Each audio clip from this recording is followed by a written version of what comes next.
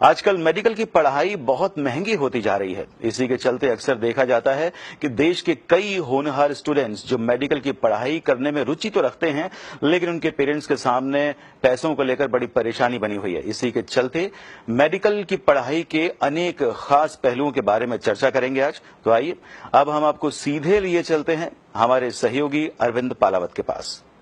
अक्सर स्टूडेंट्स और parents medical की पढ़ाई को लेकर घबरा जाते हैं। इसके पीछे का बड़ा कारण यह है कि मेडिकल की पढ़ाई में लाखों ही नहीं करोड़ों रुपए तक खर्च होते हैं। इस कारण कई ब्रिलियंट स्टूडेंट भी मेडिकल की पढ़ाई करने से कतरा जाते हैं। आज इसी पर बातचीत के लिए हमारे साथ मौजूद है RUHS मेडिकल कॉलेज के असिस्टेंट प्रोफेसर डॉक्टर प्रहलाद धाकड़।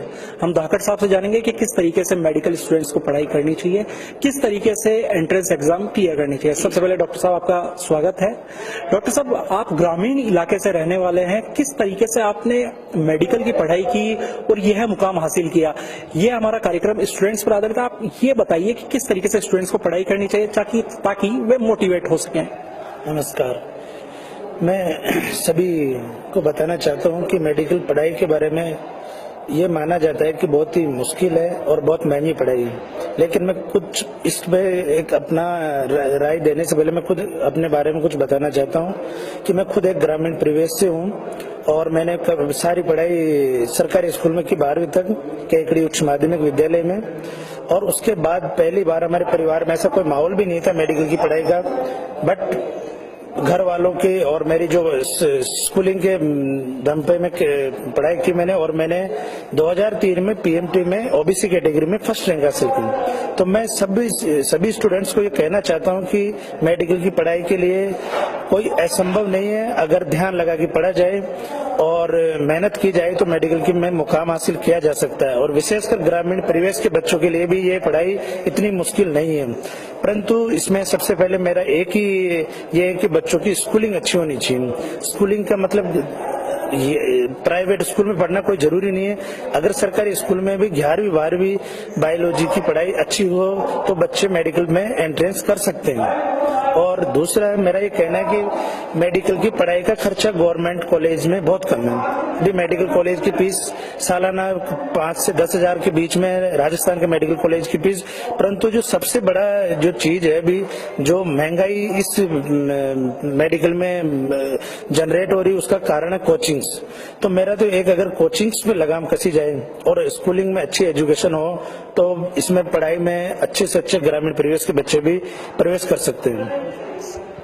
सर, यदि देखा जाए तो प्राइवेट मेडिकल कॉलेज है, वहां पर करीब 50 लाख के आसपास की डोनेशन चलती है।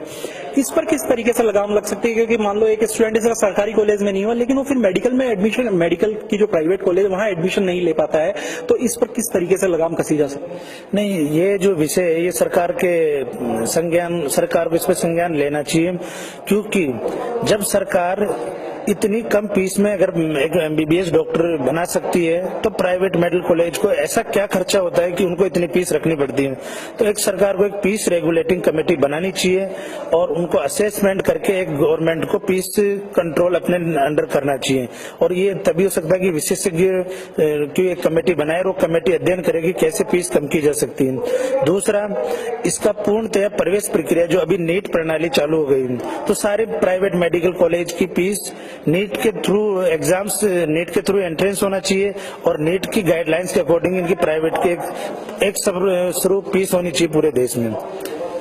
तो मेरा यही कहना है कि सरकार को इसमें संज्ञान लेते हुए एक विशेषज्ञ पावर कमेटी बनाए और पूर्णतया इसकी एक फीस स्ट्रक्चर दोबारा स्थापित की जाए। सर, अपन लोग राजस्थान में रहते हैं। राजस्थान का अधिकांश तबका ग्रामीण इलाका भी है। ग्रामीण इलाकों में ब्रिलियंट बच्चे होते हैं, लेकिन वो पढ़ाई नहीं कर पाते हैं। और हर किसी के लिए जरूरी नहीं है कि वो 1 लाख रुपए या 50,000 रुपए देकर के कोचिंग करे। तो बिना कोचिंग MBBS के लिए जो एंट्रेंस एग्जाम है उसको किस तरीके से क्लियर किया जाए, इस पे आप कुछ थोड़ा सा बताइए। इसके लिए मैं ये तो नहीं कहता कि कोचिंग नहीं करने वालों का सिलेक्शन नहीं होता, बिना कोचिंग सेल्फ स्टडी से भी बच्चे सेलेक्ट होते हैं। लेकिन इसमें सबसे जो जरूरी चीज है वो 11वीं 12वीं की पढ़ाई। बच्चे अपना 11वीं में टारगेट फिक्स कर लें कि हमें PMT में घुसना है, क्योंकि 12वीं के बाद बहुत सारे बच्चे, ग्रामीण बच्चों को माहौल नहीं मिल पाता है और ग्रामीण बच्चे 12वीं के बाद इस तरह के सोचते हैं कि मुझे कंपटीशन, PMT का कंपटीशन देना है। तो उनको 11वीं से ही अपनी बेसिक स्टडी उस हिसाब से करना चाहिए कि उसको पीएमटी में अपीयर होना है। और इसका एक ही तरीका है कि उनकी स्कूलिंग जो टीचिंग फैकल्टी है उनको गवर्नमेंट थोड़ा ऐसी पॉलिसी तैयार करे कि उनको 11वीं 12वीं के दौरान ही उनको कोचिंग के जो पीएमटी नीट का जो कोर्स होता है उसकी पढ़ाई कराई जाएगी और बच्चे उसी हिसाब से अपनी 11वीं से तैयारी करें तो जरूर बिना कोचिंग सेलेक्ट हो सकते हैं। सर, मेडिकल की पढ़ाई जो है बड़ी खर्चीली पढ़ाई है, जैसा हमारी पहले भी आपसे बात हुई है, तो क्या इस पढ़ाई के लिए किसी तरीके की स्कॉलरशिप मिलती है सरकार की तरफ से या अदर किसी सोर्सेज से स्कॉलरशिप, ताकि ऐसे बच्चों के लिए पढ़ाई आसान हो सके जिनके पास इतना ज्यादा पैसा नहीं है? देखो, जो एमबीबीएस के स्टूडेंट्स होते हैं तो उनकी कुछ कैटेगरीज होती है, उनमें फीस की और हॉस्टल फीस का स्कॉलरशिप मिलता है, परंतु तैयारी के लिए एमबीबीएस में एंट्रेंस एग्जाम से पहले कोई ऐसी स्कॉलरशिप का सरकार का प्रावधान नहीं है। परंतु मेरा एक ही सरकार से एक अनुरोध है और एक एडवाइस है कि अगर ग्रामीण परिवेश के बच्चे 12th क्लास में अगर अच्छे स्कोर करते हैं तो उनको कोई ऐसा प्रावधान करना चाहिए कि उनको, जैसे गवर्नमेंट ने आरएस, आईएएस और इस तरह की कोचिंग के लिए भी सरकार की तरफ से प्रयास किया जा रहे हैं कि उनको कॉलेज में तैयारी की कराई जा रही है। इस तरह ही सरकारी स्कूलों में भी पीएमटी के लिए कुछ एक्स्ट्रा क्लासेस का प्रावधान करना चाहिए और अच्छे मार्क्स 12वीं में अच्छे मार्क्स लाने वाले बच्चों के लिए इन एग्जाम्स के लिए कुछ स्कॉलरशिप का प्रावधान करना चाहिए। सर, डॉक्टरी एक बड़ा पवित्र पेशा है, इस प्रोफेशन में आने वाले न्यू कमर्स को आप क्या मैसेज देना चाहेंगे? मैं सभी को यही कहना चाहता हूं कि मेडिकल चिकित्सा एक सेवा का प्रोफेशन है। इसको अगर आप सेवा के प्रोफेशन की तरह लेके चलेंगे तो इसमें आपको धन भी अर्जित होगा, सम्मान भी अर्जित होगा और एक अच्छा मुकाम अपन जीवन में हासिल कर पाएंगे। तो मेरा सभी से यही अनुरोध है कि जो भी बच्चे मेडिकल में एंट्रेंस करते हैं उनको सेवा का भाव सर्वोपरि रखना चाहिए। मरीज का इलाज और मरीज का सुख सबसे सर्वोपरि रखना चाहिए।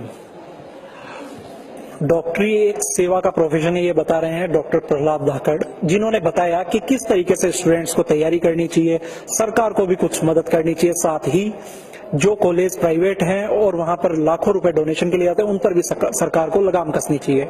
अरविंद पालावत, पत्रिका टीवी, जयपुर।